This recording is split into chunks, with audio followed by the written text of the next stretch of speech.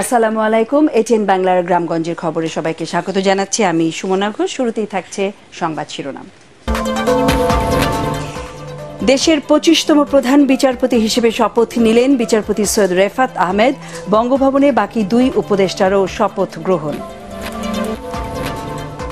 ৯ বছর পর দেশে ফিরলেন বিএনপি নেতা সালাউদ্দিন। ছাত্র আন্দোলনের অর্জিত স্বাধীনতা রক্ষায় সবাইকে সজাগ থাকার আহ্বান রিজভির।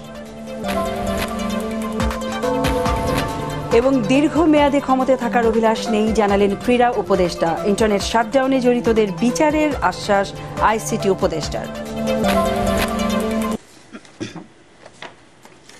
শুনছিলেন সংবাদ শিরোনাম, এবারে যাচ্ছি বিস্তারিত সংবাদে।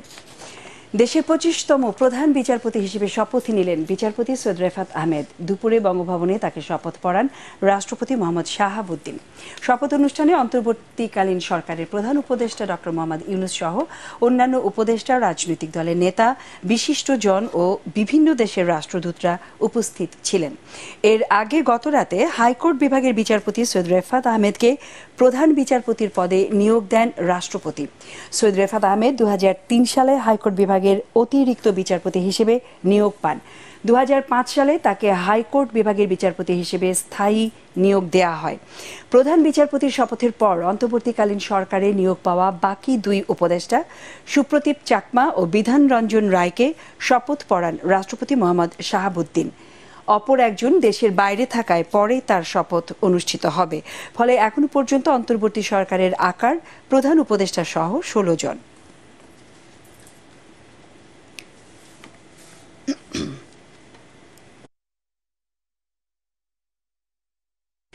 নাম, পোশাক কিংবা লোগো নয়, পুলিশের গুণগত পরিবর্তন দরকার বলে মনে করেন বিশেষজ্ঞরা। পুলিশের চলমান সংকটের জন্য তারা দুষছেন বিসিএস ক্যাডার ও নন ক্যাডারের মধ্যে স্নায়ুযুদ্ধ, ক্ষমতার অপব্যবহার, বেতন ভাতায় বৈষম্য, দলীয় বিবেচনায় পদায়ন ও বিশেষ জেলাকে অগ্রাধিকার। কাল বিলম্ব না করে পুলিশকে কাজে ফেরাতে সরকারের জোরালো ভূমিকা আশা করছেন নিরাপত্তা বিশ্লেষক অবসরপ্রাপ্ত ব্রিগেডিয়ার জেনারেল শামীম কামাল। মিজান শাহজাহানের রিপোর্ট। নিরাপত্তার কারণে ৫ই আগস্ট থেকে সেবা বন্ধ করে দেয় পুলিশ। পুরানো থানা সংস্কার করে নতুনভাবে কাজ শুরু করছে তারা। তবে এখনও তাদের সরব উপস্থিতি লক্ষ্য করা যাচ্ছে না। সড়ক সামলাচ্ছেন শিক্ষার্থীরা। রাতে ডাকাত আতঙ্কে নির্ঘুম থাকতে হচ্ছে নগরবাসীকে। এখন যে পরিস্থিতি চলছে এটা উত্তরণ করা কি যাবে সেটা আমরা অনেকেই বলবে, কিন্তু আমরা এখন আতঙ্কে আছে একটা। এখন প্রশাসন খুবই দরকার। পুলিশ ভাইদেরকে অনুরোধ করবে এবং স্বরাষ্ট্র মন্ত্রণালয়ের উপদেষ্টা হিসেবে যিনি দায়িত্ব নিয়েছেন, আমরা অনেক আকাঙ্ক্ষা নিয়ে বসে আছি, উনি এই পরিবেশটা, শৃঙ্খল পরিবেশটা খুব দ্রুত ফিরিয়ে নিয়ে আসবেন। আমরা এই ব্যাপারে খুবই আশাবাদী। শিক্ষার্থীদের পক্ষ থেকে দাবি উঠেছে পুলিশের সংস্কারের। নিরাপত্তা বিশ্লেষকরা বলছেন বৈষম্য দূর করে শৃঙ্খলা ফেরাতে হবে পুলিশ বাহিনীতে। শুধু পুলিশ কেন, যে কোনো বাহিনীতে বা যে কোনো বড় বড় অফিস, এমনকি বিচার বিভাগেও প্রথম একটা শর্ত হইতো ওই নির্দিষ্ট দলের লোক হতে হবে, নির্দিষ্ট জেলার লোক হতে হবে। এইটা যদি আমরা পরিবর্তন করতে না পারি তাহলে কি হবে? এখন আবার যদি একটা রাজনৈতিক দল আসে, শুধুমাত্র জায়গা পরিবর্তন হবে, চরিত্রের কিন্তু পরিবর্তন হবে না। বৈষম্য নিরসন সময় সাপেক্ষ বিষয়, তাই অবিলম্বে পুলিশকে শৃঙ্খলায় আনতে রাষ্ট্রকে কঠোর হওয়ার তাগিদ দেন এই নিরাপত্তা বিশ্লেষক। আইজিপি মহোদয়ের উপরে যতই সুন্দর কথা বলুক, যতই আশাবাদের কথা বলুক, তার উপরে আস্থা রাখতে পারছেন না। এটা অত্যন্ত যৌক্তিক। এখন তাদেরকে শোনাতে হবে একটা এমন নির্ভরযোগ্য জায়গা থেকে যে তোমাদের চাকরি, তোমাদের নিরাপত্তা, তোমাদের কর্তব্যবোধ, তোমাদের পরিবার, যাবতীয় বিষয় যেটা সরকারের দেখা দরকার সেটা দেখার জন্য আমরা পদক্ষেপ নিচ্ছি। একই সাথে তাদেরকে একটা সময়সীমা বেঁধে দেওয়া হবে। এই সময়ের মধ্যে তোমরা যদি দায়িত্বে না ফেরো তাহলে তাদের বিরুদ্ধে কঠোর ব্যবস্থা নিতে হবে।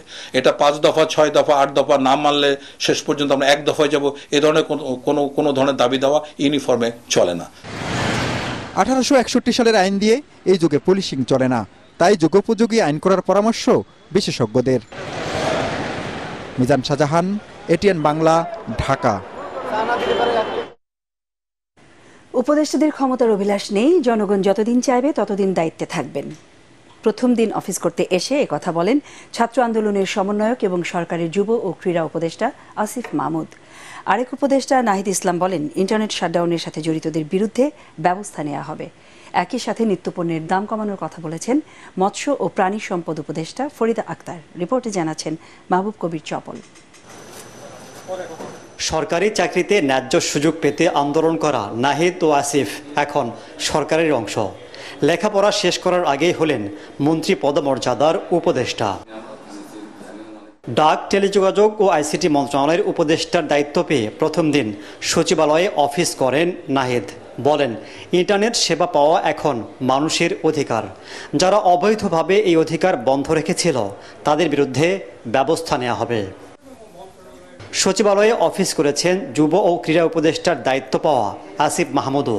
প্রথম দিনে তিনি ঘোষণা দেন ক্রীড়াঙ্গনকে দুর্নীতিমুক্ত করে ঢেলে সাজানোর।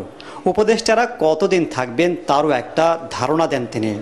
মতবিনিময়ের সময় মৎস্য ও প্রাণী সম্পদ উপদেষ্টা ফরিদা আক্তার বলেন, দ্রব্যমূল্য কমানোর দিকে সবচেয়ে বেশি মনোযোগ দেবে সরকার। এদিন অফিস করেছেন স্থানীয় সরকার উপদেষ্টা হাসান আরিফও। দেশকে স্বাভাবিক অবস্থায় ফিরিয়ে আনা, অর্থনীতিকে সচল করা, জনগণের আস্থা অর্জন সহ বেশ কিছু চ্যালেঞ্জ রয়েছে অন্তর্বর্তী সরকারের সামনে। নবীন প্রবীণে গড়া এই সরকার তা কতটুকু পূরণ করতে পারে সেদিকে তাকিয়ে আছেন দেশের মানুষ।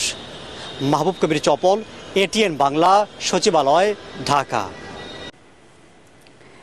দীর্ঘ 9 বছর পর দেশে ফিরলেন আওয়ামী লীগ সরকারের আমলে গুমের শিকার বিএনপি স্থায়ী কমিটির সদস্য সালাউদ্দিন আহমেদ। দুপুরে দিল্লি থেকে ঢাকায় ফেরেন বিএনপির এই নেতা। 2015 সালে বিএনপির অসহযোগ আন্দোলন চলাকালে রাজধানীর উত্তরা থেকে নিখোঁজ হন তিনি। 2 মাস পর ভারতের মেঘালয়ের শিলংয়ে স্থানীয় পুলিশ তাকে আটক করে। পরিবার ও দলের পক্ষ থেকে তৎকালীন আওয়ামী লীগ সরকারের নির্দেশে আইন শৃঙ্খলা বাহিনীর পরিচয়ে সালাউদ্দিন আহমেদকে গুম করা হয় বলে অভিযোগ রয়েছে। ভারতে অনুপ্রবেশের অভিযোগে করা মামলায় 2018 সালে খালাস পান তিনি। 2023 সালে ভারতের স্থানীয় আদালত তাকে দেশে ফেরত পাঠানোর নির্দেশ দেয়। আবেদনের প্রেক্ষিতে গত 6 আগস্ট সালাউদ্দিন আহমেদকে দেশে ফেরার ট্রাভেল পাস দেয় ভারত সরকার। গেল 9 বছর ধরে ভারতের শিলংয়ে অবস্থান করছিলেন সাবেক এই মন্ত্রী। সিলেটের সনাতন সংখ্যালঘু সম্প্রদায়ের বাড়িঘর ও মন্দিরে হামলার ঘটনায় বিক্ষোভ সমাবেশ করেছে সনাতন ধর্মাবলম্বীরা। বিকেলে নগরীর কেন্দ্রীয় শহীদ মিনার এলাকায় তারা এই সমাবেশ করে। এর আগে নগরের বিভিন্ন এলাকায় প্রতিবাদ মিছিল করে তারা। সমাবেশে তারা অভিযোগ করেন, শেখ হাসিনার পদত্যাগের পর সিলেটের সনাতন ধর্মাবলম্বীদের বাড়িঘর ও মন্দিরে হামলা চালানো হয়েছে। এরপর থেকে সংখ্যালঘুরা নিরাপত্তাহীনতায় ভুগছেন জানিয়ে এ ব্যাপারে বর্তমান অন্তর্বর্তীকালীন সরকারকে দ্রুত ব্যবস্থা গ্রহণের দাবি জানান তারা। সমাবেশে সিলেটের হিন্দু, বৌদ্ধ, খ্রিস্টান ঐক্য পরিষদের নেতারা বক্তব্য রাখেন।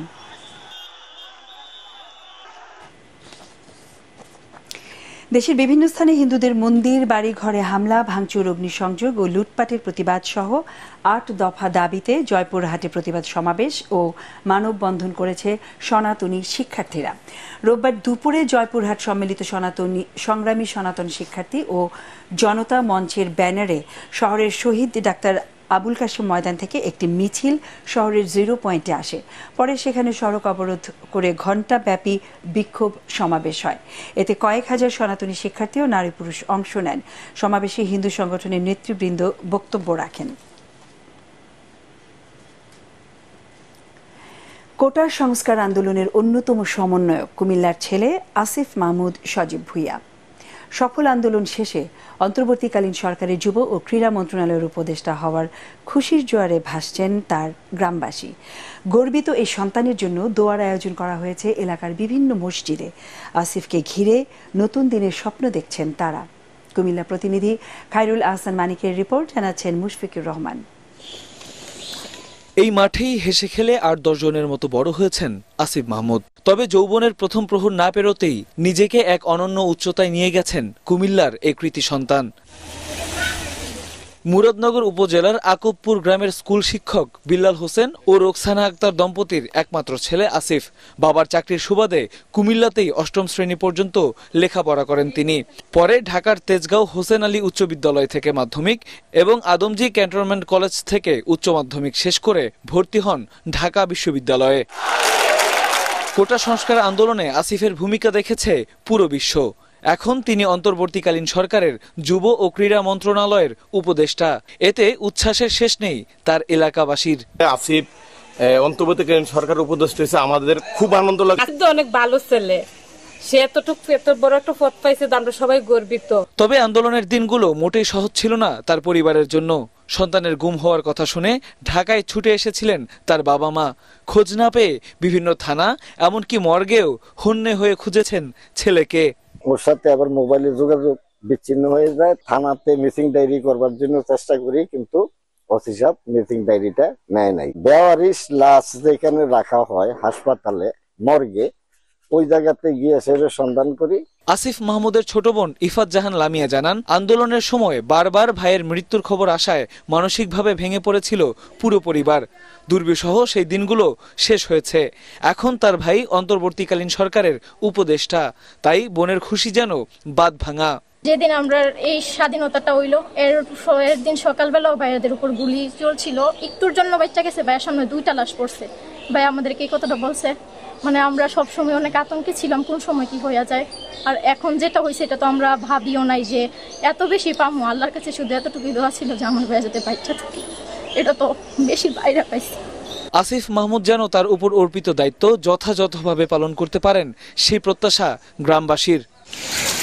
মুশফিকুর রহমান, ATN বাংলা। নরসিংদীতে ট্রাফিক কন্ট্রোলে নিয়ন্ত্রণে থাকা একদল শিক্ষার্থী একটি প্রাইভেট কারে তল্লাশি চালিয়ে ৮৮,৫০,০০০ টাকা সহ ৩ জনকে আটক করে সেনাবাহিনীর হাতে তুলে দিয়েছে। শনিবার ঢাকা সিলেট মহাসড়কের নরসিংদীর শাহী প্রতাপ মোড় এলাকায় এই ঘটনা ঘটে। এর সত্যতা নিশ্চিত করেছেন আনসার ভিডিপির জেলা কমান্ড্যান্ট অ্যাডজুটেন্ট মোহাম্মদ জাহিদুল ইসলাম।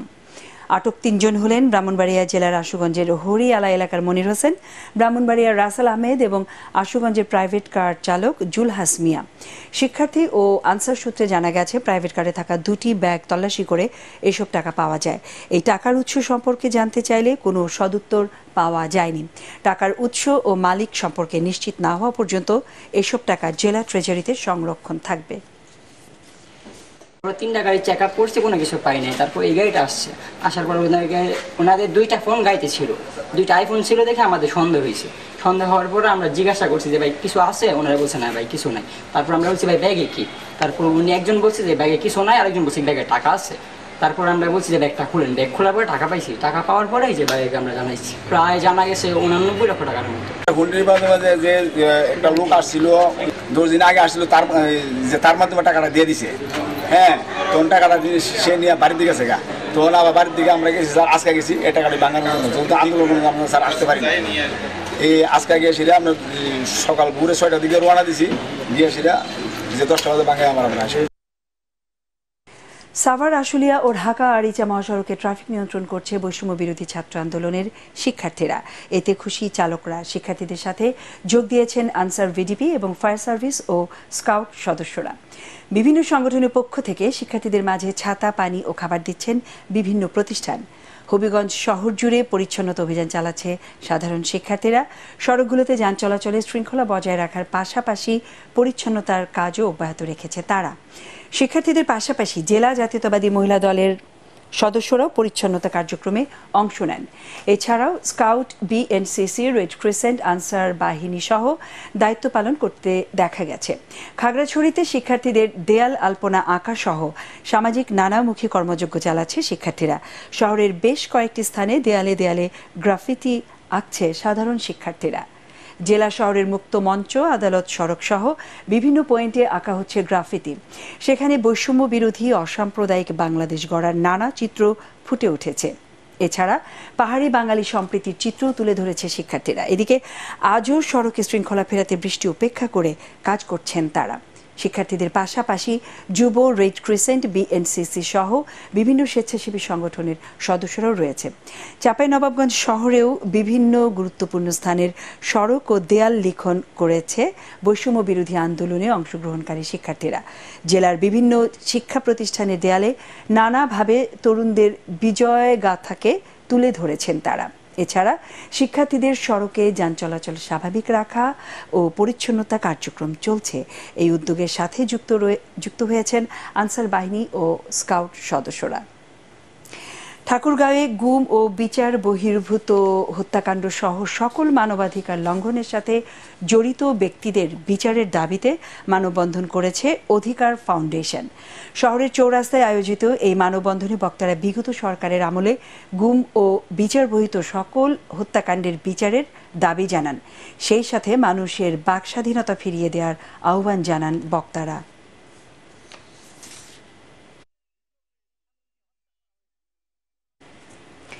একটি আহ্বান, দুর্বৃত্তরা যেন দেশের সাম্প্রদায়িক সম্প্রীতি বিনষ্ট বা রাষ্ট্রীয় সম্পদ ধ্বংস করতে না পারে তা আমাদেরকে নিশ্চিত করতে হবে। দেশ আমাদের, দেশের সম্পদও আমাদের। নিজে সতর্ক থাকুন, অন্যকেও সচেতন করুন। দর্শক, আমাদের পরের সংবাদ দেখার আমন্ত্রণ জানিয়ে এখনকার মতো শেষ করছি গ্রামগঞ্জের খবর। ATN বাংলার সংবাদ ইউটিউবে দেখতে ব্রাউজ করুন youtube/ATN বাংলা নিউজ। ধন্যবাদ।